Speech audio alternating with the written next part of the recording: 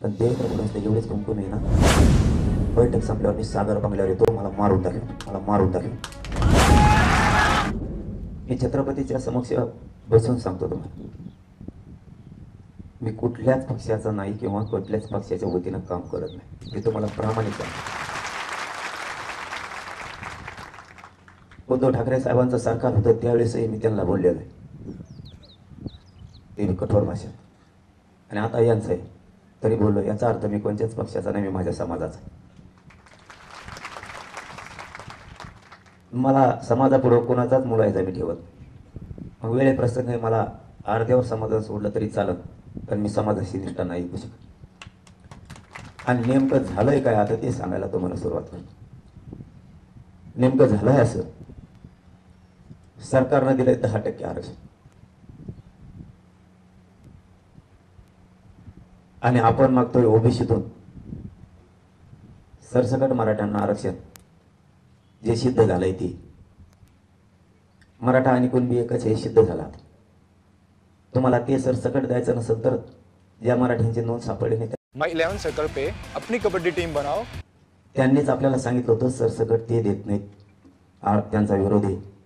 मग आपण नवीन पर्यायी शब्द काढू. पर्यायी शब्द सगळे सोयऱ्यांचा आपण आणि सरकारनं मिळून याच व्यासपीठावर काढल्या. पण झालंय असं, हे सगळं काय घडून येतंय ना. मी पुन्हा सांगतो, मी कोणत्याच पक्षाचा विरोध म्हणून करत नाही, पण आज सगळंची सगळं खरं बोलावं लागतं. फक्त त्यातले शब्द समजून घ्या. हे सगळं करतोय तो फक्त एकटा देवेंद्र फडणवीस. मला जे घेरलंय ना, तुम्ही शब्द ना शब्द फक्त समजून घ्या. सांगितलंय ना तुम्हाला, तुम्ही गोंधळ. आरडेची बैठक नाही, ही निर्णायक बैठक. मी आज टोकाचा निर्णय घेणार आहे, म्हणून तुम्ही हे नुसतं घोषणा टाळ्या नकोय. समाज आज कोणत्या दिशेला आहे आणि उद्या यांना कोणत्या दिशेला न्यायचा आहे आणि आपण कोणत्या दिशेला आणलं हे समजून घ्या. मराठ्यांचा दरारा पुन्हा एकदा राज्यावर निर्माण झाला आणि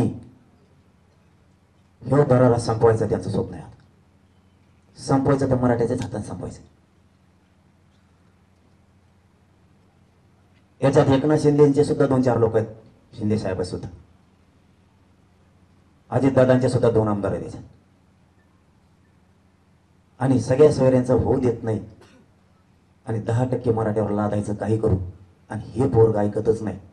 हे पोरग एक तर संपलं पाहिजे, नाही त्याचा गेम तरी करावा लागेल, नसता याला बदनाम तरी करावं लागेल, नसता याला उपोषणात मरू द्यावं लागेल म्हणून 16वा दिवस उघडा, नसता याचं काहीतरी करून का ना, पॉयझन देऊन का ना, सलाईनमधून.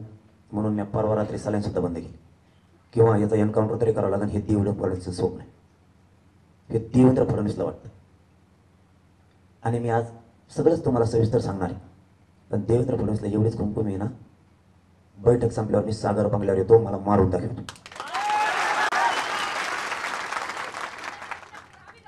तुला माझा बळी घ्यायचा आहे ना, तुला माझा बळी पाहिजे ना, मी तुझ्या सागर बंगल्यावर येतो, घे माझा बळी. पण समाजाची इमानदारी मी नाही ऐकू शकत. समाजाला ओबीसीतून आरक्षण पाहिजे, तेच घ्यायचं आहे, येणार आहे. 10%ला नाही हात लावणार.